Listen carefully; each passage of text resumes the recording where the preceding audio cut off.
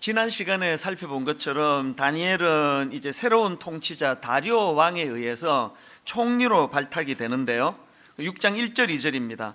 다리오가 자기의 뜻대로 고관 120명을 세워 전국을 통치하게 하고 또 그들 위에 총리 셋을 두었으니 다니엘이 그 중에 하나이라. 근데 여기서 주목해야 되는 건 이 당시의 다니엘의 나이입니다. 이때 다니엘의 나이가 대략 한 80대 초반 정도로 그렇게 추정이 되는데요. 이게 왜 놀라운 일인가 하면은 다니엘이 그 10대 때 바벨론으로 포로로 끌려가지 않습니까? 그런데 포로로 잡혀가고 있던 그 초기부터 그 당시 왕이던 느부갓네살 왕의 인정을 받는 모습을 우리가 다 살펴봤는데요. 그 이후로 긴 세월이 흘렀습니다. 제국도 바뀌고 왕도 여러 바뀌고 그런 변화가 많이 있었는데 오늘 본문에 보면은 80대 초반의 그 나이에 이르기까지 또 새로운 통치자 다리오 왕에게 또 발탁이 될 정도로 인정을 받았다는 것, 이 오랜 세월 한결같이 주변 사람들에게 인정을 받았다는 게 뭘 의미하겠습니까? 이런 질문을 가지고 제가 본문을 쭉 읽다가 보니까 눈에 띄는 표현이 하나 있는데요. 다니엘서 6장 10절입니다. 다니엘이 이 조수의 왕의 도장이 찍힌 것을 알고도 자기 집에 돌아가서는 윗방에 올라가 예루살렘으로 향한 창문을 열고 그 다음 보니까요, 전에 하던 대로 하루 3번씩 무릎을 꿇고 기도하며 그의 하나님께 감사하였더라. 저는 여기 나오는 이 전에 하던 대로라고 하는 그 한마디 이 표현 속에 여러 가지 함축적인 메시지들이 담겨져 있다고 생각을 합니다. 서울대 이정동 교수님이 그 축적의 길이라는 책을 썼는데요. 제가 이분을 주목하게 된 거는 우연히 그 KBS 스페셜에 나와서 이분이 그 특강을 했는데 거기에 이 축적과 관련된 강의가 너무 인상적이었습니다. 이분이 주장하는 게 뭐냐? 창의적인 아이디어는 그 도움이 안 된다는 거예요. 우리 모두가 다 창의적이어야 한다. 스티브 잡스를 봐라. 그 창의적인 걸 우리가 배워야 된다. 모두가 다 창의적이어야 된다고 그러는데 이 교수님은 창의적인 거 도움 안 된다는 거예요. 왜 이런 주장을 하시는가 보니까 이분 주장에 따르면 지금 산업 현장에서 반짝반짝하는 아이디어도 필요하지만 그 반짝이는 아이디어가 실현 가능성이 일어나기 위해서는 오랜 시간 연구하고 실험하는 이 축적의 시간이 필요하다는 거예요. 그러고 보면은 우리가 잘 아는 이 스티브 잡스가 그냥 반짝하는 아이디어 하나로 그냥 아이폰을 만든 게 아니잖아요. 그 아이디어가 나오고 그게 우리 손에 스마트폰으로 들려지기까지 얼마나 오랜 세월 그것들을 만들어내는 과정에서 연구하고 실험하고 실패하고 이런 과정들이 있었겠냐고 이분이 그걸 주장하는 겁니다. 그러면서 이 개념 설계 역량이라는 용어를 가지고 설명을 하는데요. 이 개념 설계라는 거는 그 남의 설계도 가져다 베끼는 그런 게 아니고 이 자기 스스로 그림을 그리고 계획할 줄 아는 능력, 이게 개념 설계라 그러는데 이 개념 설계 역량이라는 거는 수없이 반복되는 연습과 훈련과 실험, 연습과 훈련과 실험, 연습과 훈련과 실험, 이 오래 계속 반복되는 이것들을 통해서 축적된 데이터 기록을 통해서 이게 이루어진다는 겁니다. 그러면서 이제 우리나라 이 산업계가 갖고 있는 치명적인 문제를 어떻게 지적하느냐, 이런 수천 번 반복해서 시행착오를 통해 얻게 되는 개념 설계 역량이 우리나라 산업계에는 이게 없다는 거예요. 70년대, 80년대 그 산업화 시기에 막 선진국 그 벤치마킹하고 우리 다 알잖아요. 일본 것 갖다 베끼고 미국 것 갖다 베끼고 거기다가 또 빨리빨리 문화, 이 속도 막 이래가지고 이게 뭐 엄청난 열매를 맺은 건 사실이에요. 그래서 우리나라는 막 급성장을 한 거 아닙니까? 그랬는데 이분의 주장이 이런 단기간에 성과 내는 이것들에 대해서는 이제 동력이 다 끝나가는데 이런데 이제 젖어가지고 오래 이 축적돼가지고 반복하는 노력을 통해 얻어지는 개념 설계 역량이 없는 풍토다 보니까 앞으로 우리나라 경제는 막 엄청난 위기에 지금 도래할 것이다. 그걸 제가 듣는데 너무 와닿는 거예요. 그래서 제가 이 강의를 몇 번이나 반복해서 제가 들었는데, 그걸 제가 왜 여러 번 반복해서 듣고 경청했는가 하면은, 이게 꼭 영적으로 말하면은 목사인 저한테 또 너무너무 부끄러운 자리에 빠져있는 한국교회를 질타하는 강의처럼 그렇게 들려지는 겁니다. 여러분, 지금 한국교회는 너무나 가벼운 종교로 전락해 있는 거 아닙니까? 저는 목사로서 제 스스로가 제 자신에 대해서, 여러분 그 밀란 쿤테라가 쓴 참을 수 없는 존재의 가벼움이라는 소설 기억하십니까? 저는 그 소설을 안 읽었는데요, 이 책 제목이 제게 막 굉장히 영향을 미쳤습니다. 순간순간 저는 제 자신에 대해 가지고 이 참을 수 없는 존재의 가벼움, 이 뭐 목사고 이제 60을 바라보는 나이고, 제가 지금 뭐 신학 교한 지가 거의 30년 가까이 되는데도 부인할 수 없는 내 존재의 가벼움, 왜 영적으로 좀 묵직한 이런 그런 내공이 나는 잘 쌓이지 않는 건가, 그런 게 제가 참 마음이 아파요. 또 똑같은 맥락에서 오늘 분당 우리 교회를 보면은 여러 가지 마음이 아픕니다. 뭐 사람은 좀 많이 모이고 또 과장된 소문은 좀 나 있지만 그것 전부 과장된 소문이고요. 저는 분당 우리 교회를 볼 때 부인할 수 없는 존재의 가벼움, 너무 가벼운 거 아닙니까 지금? 한국교회 성도들을 봐도 어떻게 이게 축적되는 게 잘 보이질 않습니다. 장로, 그러면 이 막 어마어마한 영적인 내공을 가진 분이라야 되는 거 아닙니까? 권사, 그럼 뭐 이건 뭐 엄청난 내공으로 그 젊은 성도들에게 본이 되는 그런 직분이 권사여야 되는 거 아닙니까?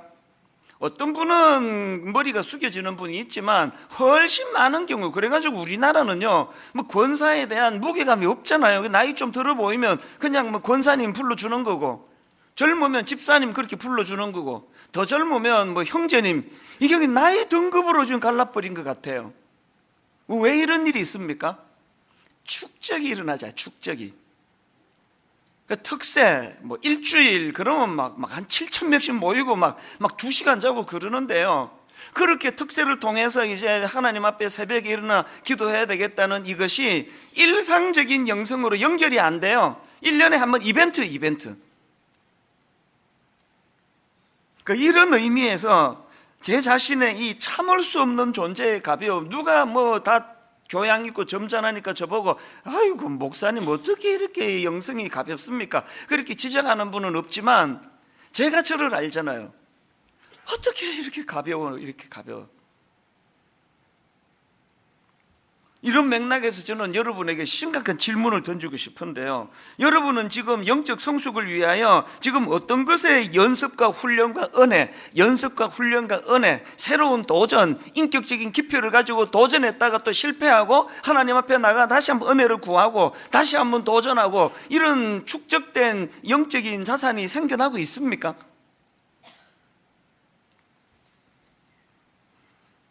신앙의 연조가 깊을수록 그 초신자가 흉내도 낼 수 없는 묵직하고 깊은 이 축적된 그 내공을 쌓은 사람만이 보여줄 수 있는 이 차별화가 지금 일어나고 있느냐고요. 제가 분당 우리 교회를 딱 개척하고 바로 얼마 있다가 이제 그 옥하는 목사님 제자들 모임을 한번 가졌거든요. 사랑의 교회 부교역자들이 이제 모여가지고 이런저런 대화를 나누다가, 그때 이제 저보다 뭐 대선배님이에요. 그 사랑의 교회 옥 목사님의 그 초창기 때부터 함께 사역했던 그 목사님이 이제 젊은 저희들을 막 꾸지람을 하면서 하는 이야기가 뭐냐 하니까, 내가 말이야 그 사랑의 교회 부목사들을 가만히 보면은 이 헌문만 들어가지고 옥 목사님 10,000명 이상 모이던 때 그 모습을 지금 따라하고 있는, 흉내내고 있는 것 같다고 그렇게 질책을 하시는데, 그게 지난 16년 개척 이후에 얼마나 저에게 아픔으로 그게 다가왔는지 모릅니다. 저는 지금 이찬수 목사는 지금 옥하는 목사님 흉내만 내고 있는 거 아닌가 이게? 저는 또 우리 교회 젊은 그 부목사님들한테 종종 제가 그렇게 질책을 합니다.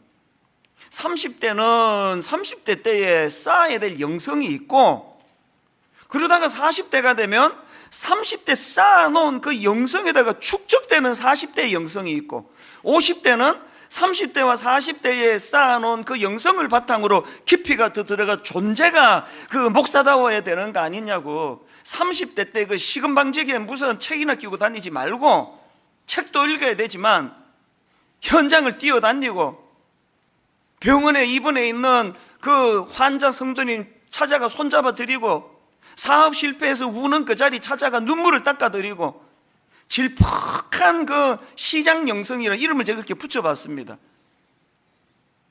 그렇게 30대 때 발로 뛰어다니면서 목자 잃은 양과 같은 성도님들의 가슴 아픈 현실을 마음으로 경험하고 체득하고, 그것이 자기 영적인 바탕에 이것이 쌓여지고, 그 다음 40대는 그걸 바탕으로 한 인간 이해에 대한 책도 읽고 신학도 더 깊이 들어가고 그래야 되는데, 이게 뭐 쌓여지는 게 없으니까. 여러분, 제가 그 20대 후반의 그 교육 전도사하고는 존재의 깊이가 달라야 되는 거 아닙니까? 60 가까이 되는 담임 목사라고 한다면 현실적으로 보면 이게 보이지를 않아요. 이런 점에서 저는 다니엘이 지금 80대 초반 연세에 그분이 보여주시는 이 전에 하는 대로라고 하는 그 어떤 문제에 부닥쳐 있을 때 그 축적된 그런 어떤 영적인 모습들이, 이게 우리가 안 늦었습니다. 지금부터 축적이라는 건 지금부터 시작하면 되거든요. 오늘부터 시작해서 하나님 앞에 은혜를 구하면서 이제 좀 영적인 이 내공이 쌓여가는, 축적이 되는 그런 신앙생활을 우리가 영위했으면 좋겠는데요.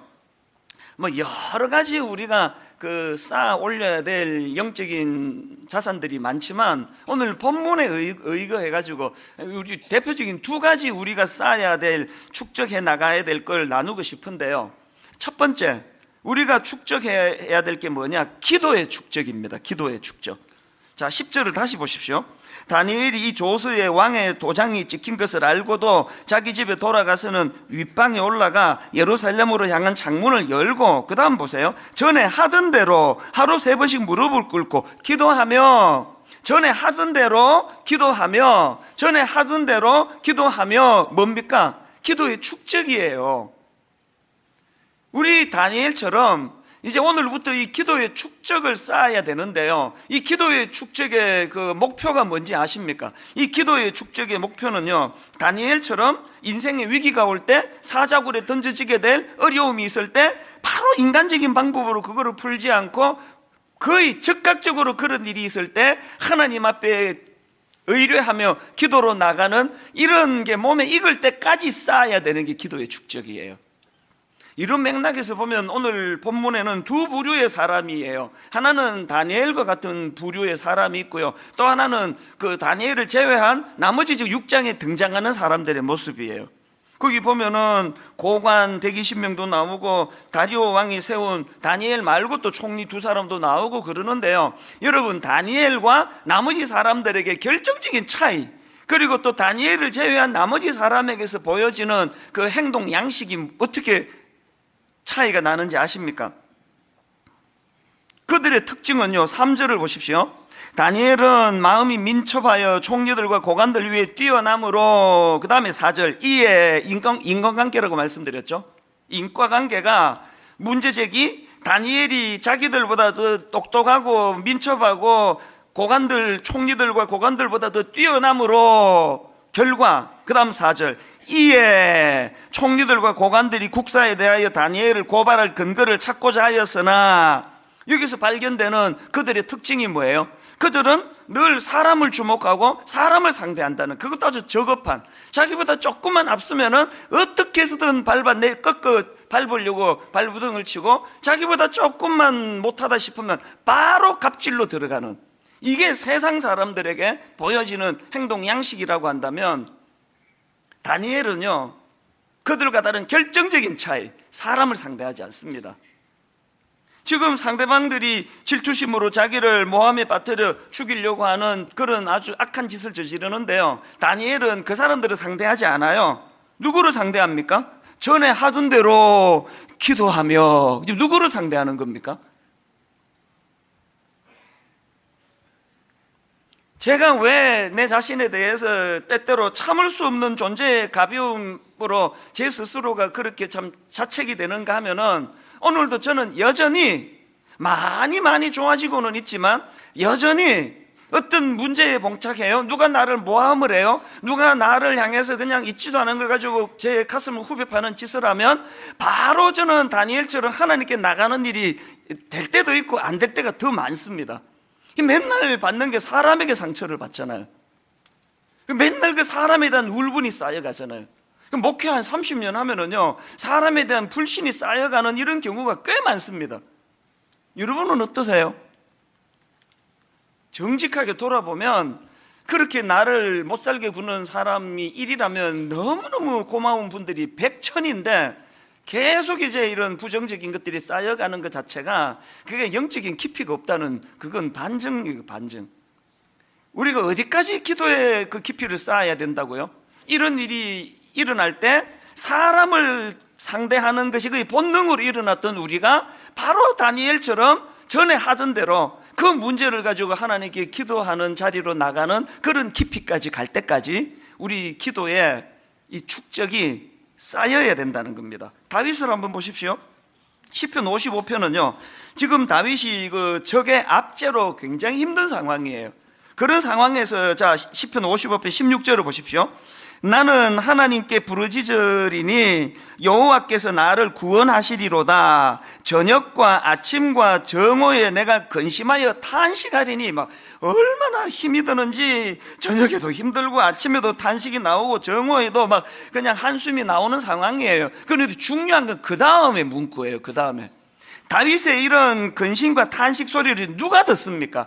여호와께서 내 소리를 들으시리로다. 무슨 뜻입니까? 제가 왜 이렇게 존재가 가볍냐라고 느낄 때는 종종 어떤 때냐, 내 탄식 소리를 우리 집사람만 들어요. 내 아내만 들어요. 내 탄식 소리를 내 가까운 어떤 동료 목사가 이거를 듣는 것밖에 없습니다. 이런 우리가 어떻게 바뀌어야 된다고요? 이제 내 탄식 소리를 하나님이 들으시도록. 그게 기도 아닙니까? 기도. 디모데전서 2장 8절에서 이 바울의 권면을 한번 보십시오. 그러므로 각처에서 남자들이 분노와 다툼이 없이 거룩한 손을 들어 기도하기를 원하노라. 오늘 여러분 교회 안에서 일어나는 수많은 분노와 다툼의 원인 중에 하나가, 여러 가지 원인 중에 하나가 거룩한 손을 들어 기도하지 않기 때문이라는 거예요. 오늘 김 집사님, 박 집사님 맨날 저렇게 분노로 싸우는 이유가 뭐예요? 축적된 기도의 내공이 없어가지고 맨날 거룩한 손을 들고 하나님께 기도하는 게 없으니까 인간들끼리 막 이 뭐 교회가 무슨 이게 무슨 동창회 모임도 아니고 뭐 맨날 이해관계로 뭐 다투고 상처받고 싸우고. 여러분 지금부터라도 기도의 축적이 필요하고요. 이제 또 새해가 밝고 오는 거 아닙니까? 2019년도에는 하나님이 이제 이 기도의 축적이 시작되는 원년이 되기를 원합니다. 그래서 내년 이맘때쯤 되면은 그래도 꽤 기도의 축적이 쌓여가고 있구나, 우리가 이렇게 기쁘게 하나님께 보고할 수 있는 그런 믿음의 신앙인들 되시기를 바랍니다. 두 번째로요, 또 하나 우리가 축적해야 될 게 있습니다. 감사의 축적이에요.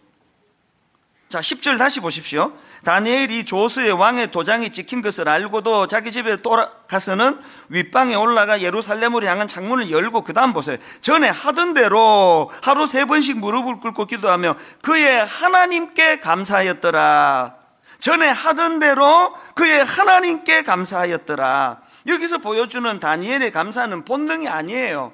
이건 축적된 감사에서 나오는, 내공에서 나오는 거예요. 무슨 근거로 이런 말씀을 드립니까? 여러분, 응답받은 후에 하는 감사는 그 본능이에요. 위기를 만났는데 하나님이 위기를 모면해 주셨다. 그때 나오는 감사는 애쓰지 않아도 자동으로 나오는 거예요.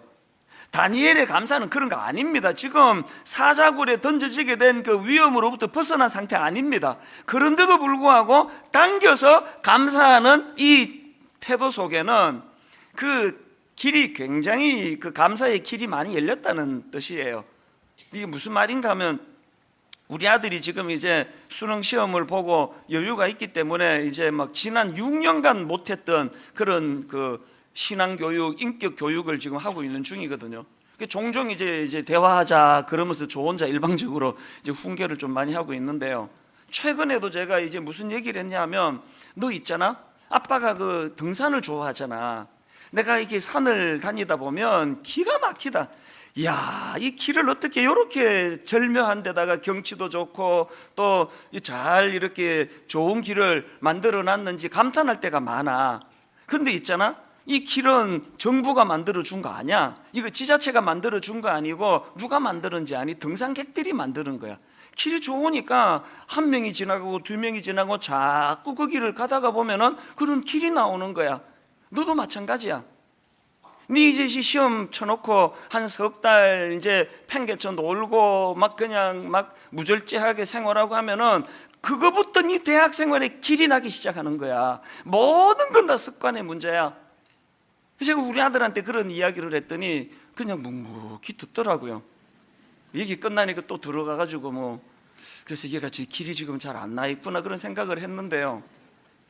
이제 그 이야기를 듣고 진지하게 이제 만들어가는 그 길. 그래서 제가 아까 다니엘이 감사의 그 본능이 아니라 축적된 길이라고 말씀드렸잖아요. 우리에게는 다니엘이 만들어 놓은 감사의 길이 별로 없고요. 뭐 불평의 길이 얼마나 잘 나 있는지 거의 본능적으로 툭툭 튀어나오는 게 불평의 길 아닙니까? 여러분 지난 한 주간을 한번 되돌아보세요.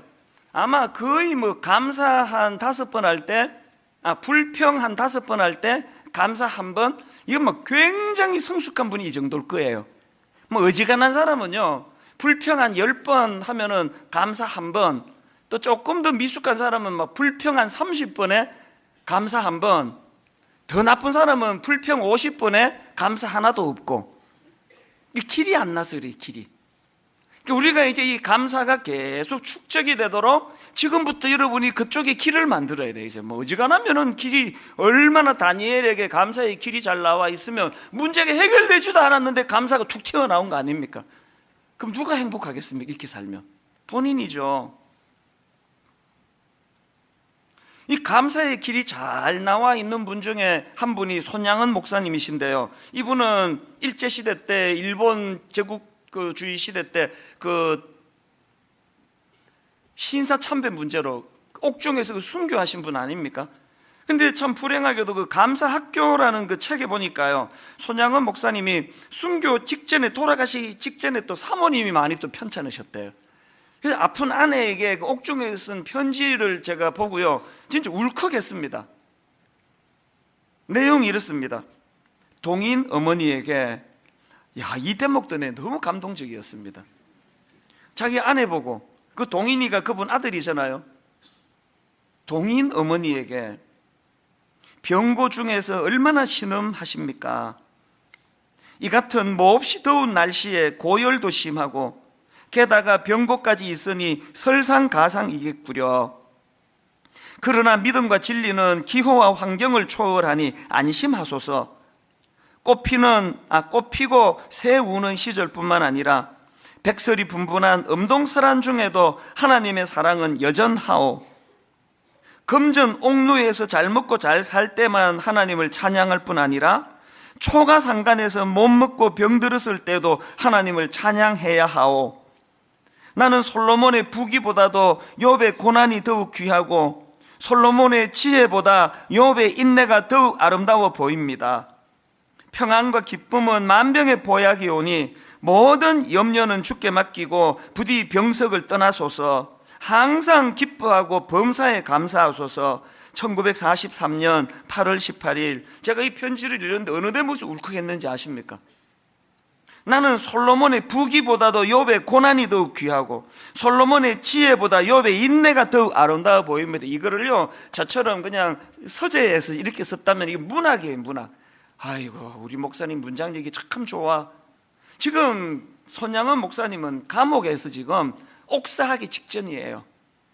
그 고난 속에서 나는 솔로몬의 부귀보다도 욥의 고난이 더욱 귀하고 솔로몬의 지혜보다 욥의 인내가 더욱 아름다워 보입니다. 그러니 병중에서도 여보 항상 기뻐하고 범사에 감사하시라, 그런 요지의 편지를 보내주는 것을 보면서 여러분, 이 목사님에게는 그 감사의 길이 얼마나 잘 닦여 있습니까? 오늘부터 시작하자고요. 오늘부터 불평의 길은 조금씩만 줄여가시고 대신에 감사의 길을 자꾸 만들어 닦아 나가기 시작하면, 우리도 나이가 많이 들고 나면 그런 감사의 내공이 좀 쌓여질 것 같거든요. 이런 생각을 하고 있는데, 여러분 그 오프라 윈프리 다 아시죠? 오프라 윈프리라는 여성은 뭐 세계에서 제일 바쁜 제일 유명한 여성 중에 한 명 아닙니까? 이분이 뭐 얼마나 바쁘게 사는지 전용 비행기를 타고 다닌대요. 전용 비행기가 있을 정도로 바쁘게 사는 이분이요, 내가 참 감동을 했는데, 이분이 아무리 바빠도 절대로 하루 일과를 마무리하면서 빼놓지 않는 게 하나 있대요.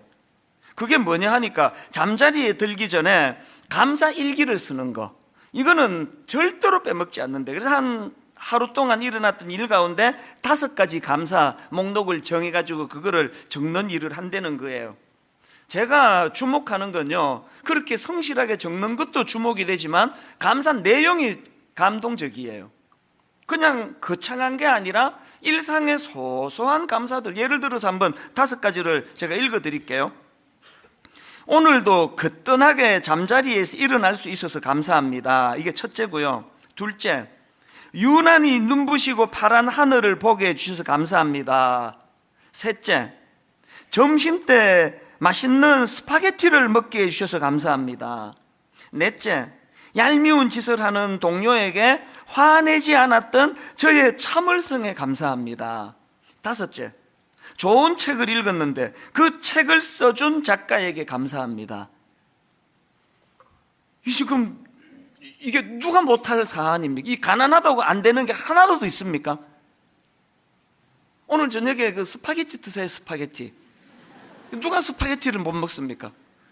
누가 아침에 일어나가지고 유난히 파란 하늘을 참 감사합니다. 이게 누가 이게 못할 감사냐고요. 이분이요, 이 감사일기를 40년 넘게 지속해서 쓰고 있대요.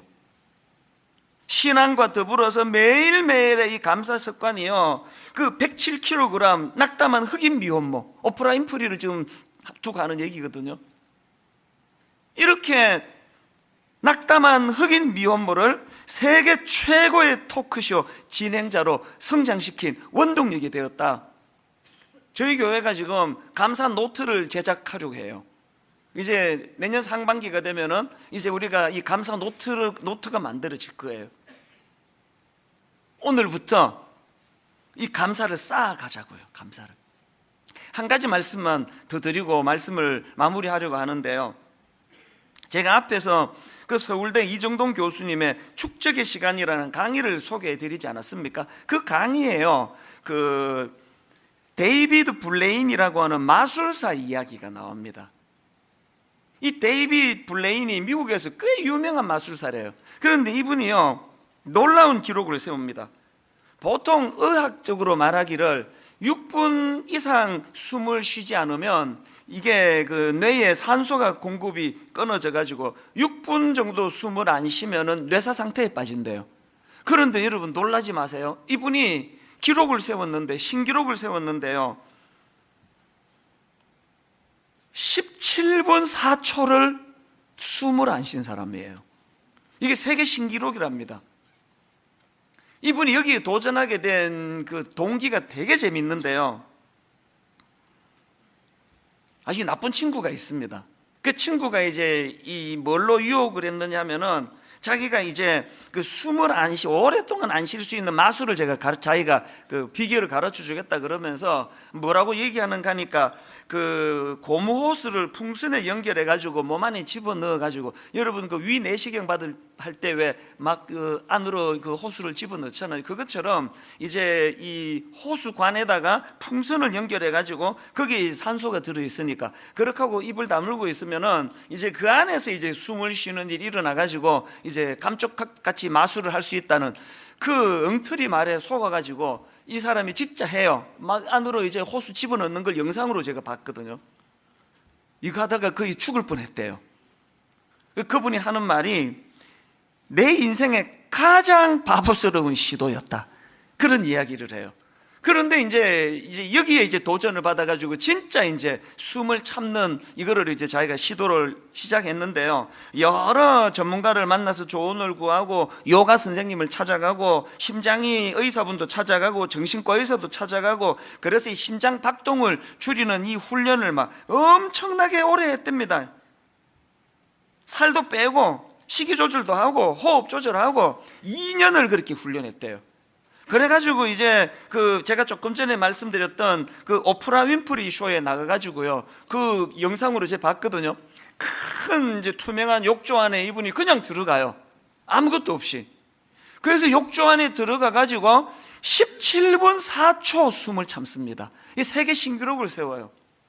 어마어마한 대기록을 세웠는데요. 그리고는 이제 이 마술사가 미국의 유명한 테드 강의에 나와가지고 그 비밀을 밝혀요. 이게 어떻게 가능했는지를 밝히는데 너무 싱겁게 얘기합니다.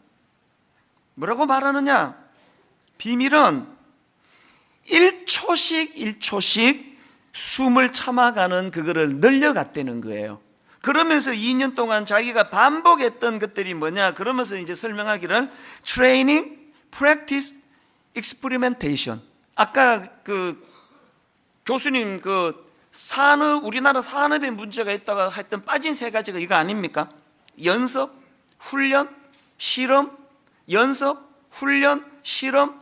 이거를 2년 동안 반복을 해서 1초씩 시간을 늘려갔는데, 이분이 그 과정이 얼마나 힘들었는지 그 테드 강의 영상을 제가 보니까요, 이분이 트레이닝, 프랙티스, 익스 그러더니 이렇게 울먹이는 거예요. 그 과정이 너무 힘들어. 세계적인 마술사가 그 강연을 하다가 울먹울먹하는 그 모습을 보면서 제 마음에서 무슨 생각이 들었는지 아십니까? 여러분, 영적인 신앙생활은 눈속임으로 되는 거 아닙니다. 여기다 뭐 집어넣고 가짜로 숨쉬는 이걸로는 성장이 없습니다.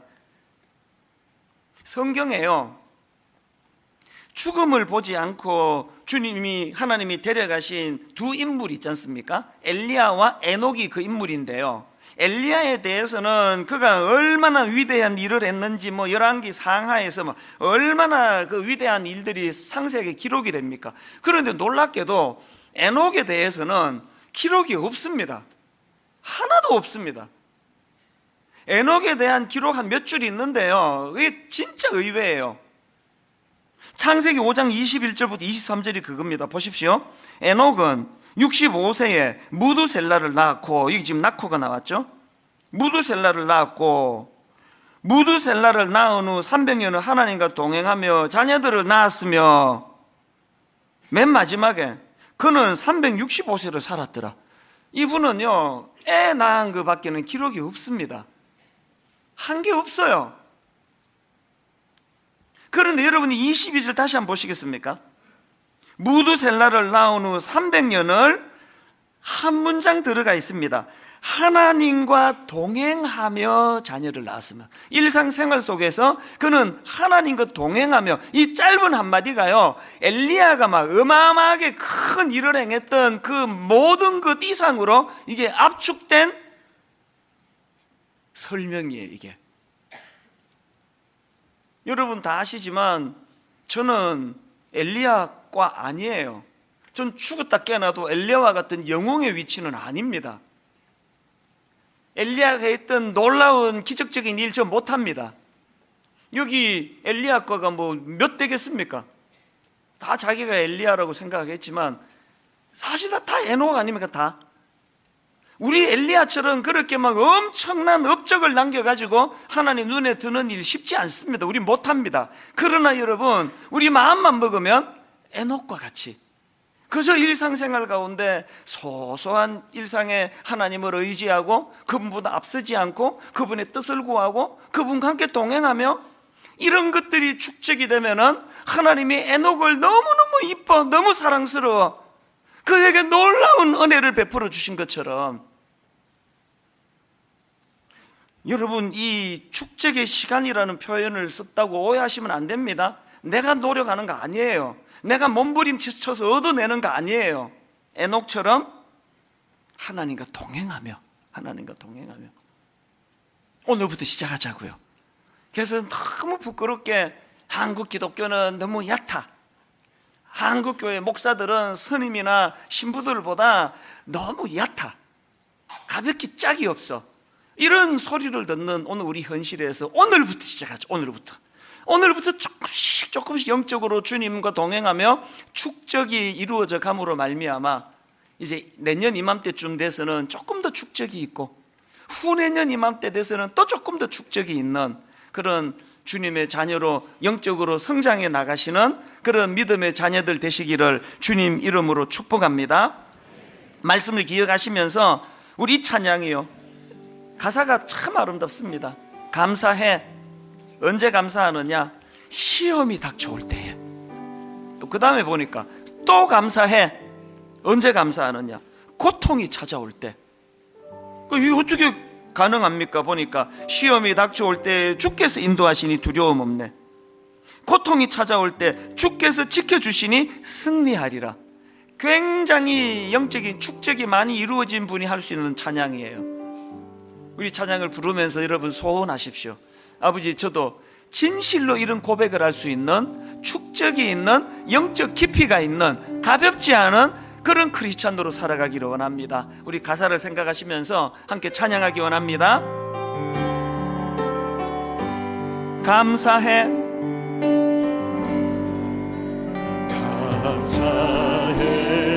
언제 감사합니까? 시험이 닥쳐올 때에. 어떻게 감사합니까? 주께서 인도하시니 두려움 없네. 또 감사해. 언제 감사합니까? 고통이. I don't blame you for living with this wish. Have been enough for you to stay.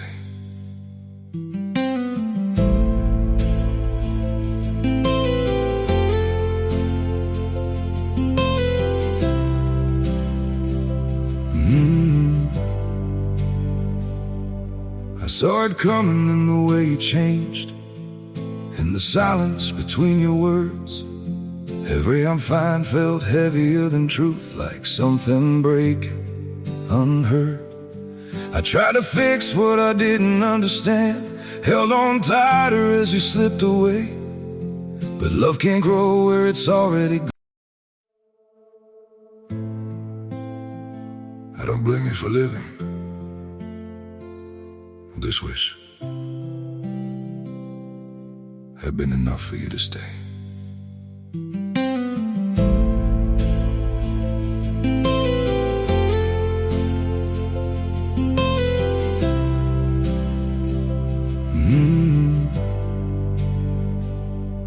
I saw it coming in the way you changed, in the silence between your words. Every I'm fine felt heavier than truth, like something breaking unheard. I tried to fix what I didn't understand, held on tighter as you slipped away. But love can't grow where it's already gone.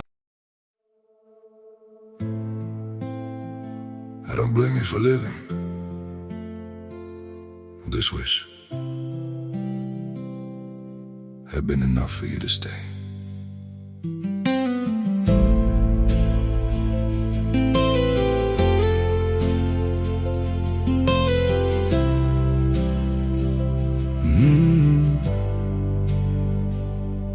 I saw it coming in the way you changed, in the silence between your words. Every I'm fine felt heavier than truth, like something breaking unheard. I tried to fix what I didn't understand, held on tighter as you slipped away. But love can't grow where it's already gone. blame me for living with this wish.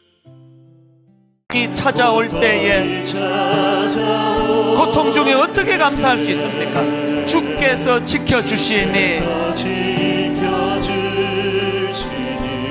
승리하리라. 우리 일상생활 속에, 나의 모든 생활 속에서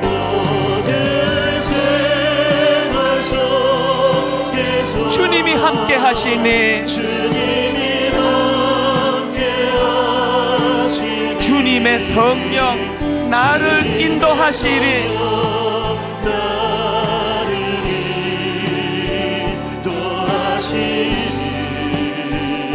시험이 나를 찾아올 때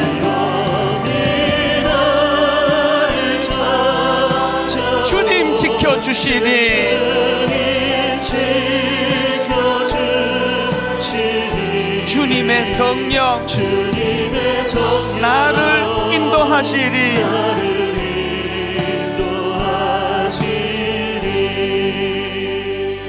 여러분, 제가 강조하고 또 강조하지만 여러분, 우리 좀 생각하는 크리스찬이 돼야 돼요. 막 그냥 감정을 막 자극하고 막 붕 뜨고 이렇게 하는 이런 것들이 때로는 필요하지만 그게 일상이 되면은 그게 아주 저질이 돼요. 좀 생각을 좀 하고 하나님 앞에 좀 깊이 있게 나아가고, 이 찬양에도요, 나의 모든 생활 속에서 주님이 함께 하시니 주님의 성령 나를 인도하시리. 이런 찬양을 부를 땐 막 부러워서 몸살이 나야 돼요. 하나님, 내 삶 속에서 진짜 이런 삶을 한번 경험해 보기 원합니다. 저는 목사잖아요. 우리 이제 새아이가 다 이제 20대가 다 됐는데 얘들이 그래도 예의가 발라가지고 내색을 안 하지 저를 꿰뚫어 보고 있을 거 아닙니까? 우리 애들이 어떻게 속으로 나를 평가할지가 그게 저의 가벼움이고 무거움이에요. 애들이 만약에 저를 보면서 하여튼 우리 아빠는 말 장난 잘하는 사람이야, 말만 잘한다고, 입만 살아있는 목사라고, 우리 아빠는 참 보기 안쓰러워, 우리 아이들이 저를 이렇게 평가한다면 이건 살고 싶지 않을 것 같아요. 여러분, 여러분의 아들이, 여러분의 딸이 여러분을 어떤 크리스찬으로 평가하실 것 같으세요? 이런 소원을 가지고 하나님, 가장 가까이 있는 내 배우자가, 내 자녀들이, 아버지 그래도 우리 엄마는 참 묵직한 다니엘과 같은 영적인 축적이 있는 그리스도인이라고, 오늘부터 우리가 시작을 하자. 오늘부터 우리 가사를 생각하시면서 이 찬양 한 번 더 부를 때 아버지 소원을 가지고, 아버지 정말 이렇게 살아내는 성숙한 크리스찬 되기 원합니다. 찬양합니다. 감사해.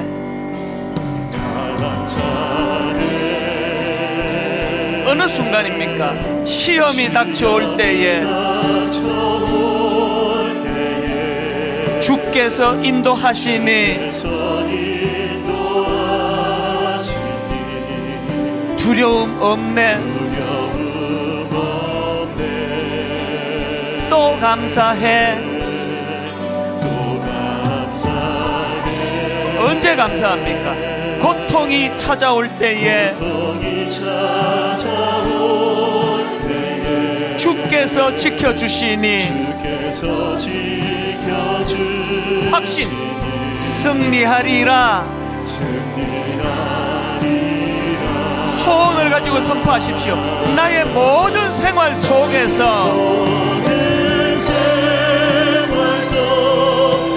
주님이 함께 하시니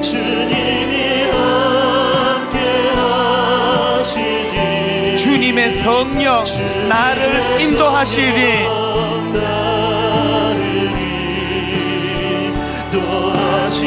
시험이 나를 찾아올 때 우리가 가진 확신, 주님 지켜주시니 주님의 성령 나를 인도하시리. 우리 다시 한번 의지를 가지고 선포합니다. 나의 모든 생활 속에서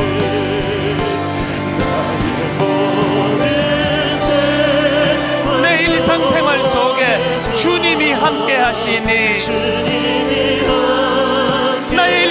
생활 속에 주님의 성령 나를 인도하시리.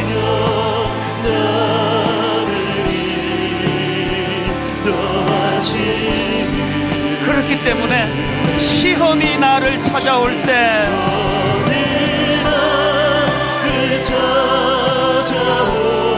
주님 지켜주시니 주님의 성령 나를 인도하시니 매일 발걸음마다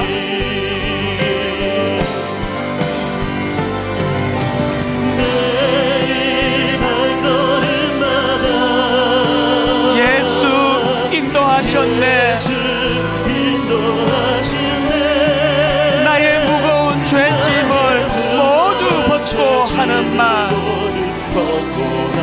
예수 인도하셨네. 내 인생 여정 끝내요.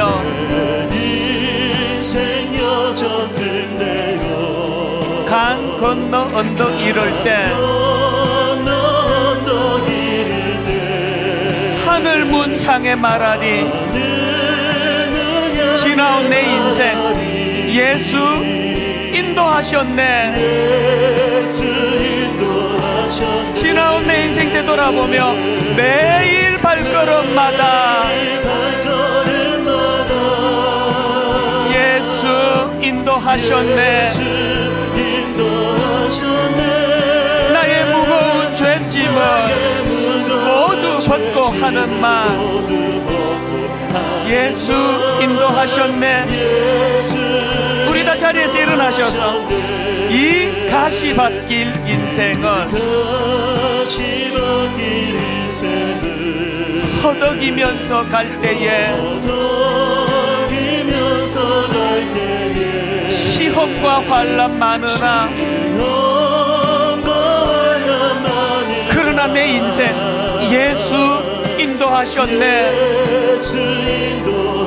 여러분 지난 삶을 되돌아보십시오. 매일 발걸음마다 예수 인도하셨네. 나의 무거운 죄짐을 모두 벗고 하는 말 예수 인도하셨네.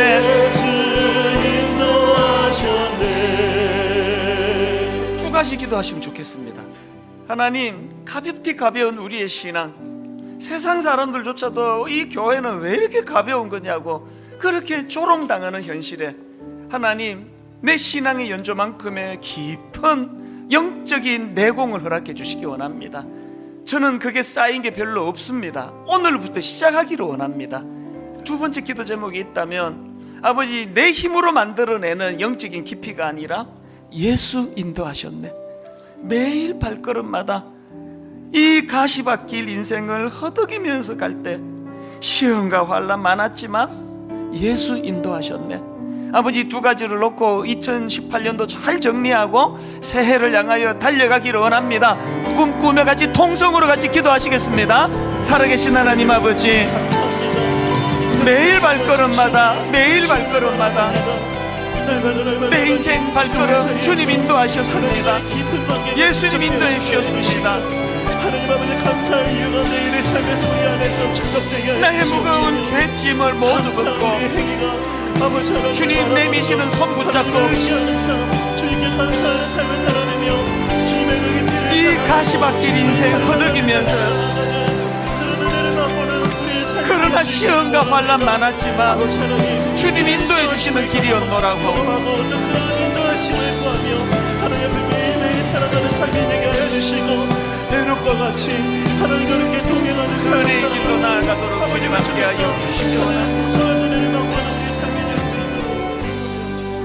하나님 아버지, 설교자인 저부터 시작해서 우리의 가벼움을 불쌍히 여겨 주시기 원합니다.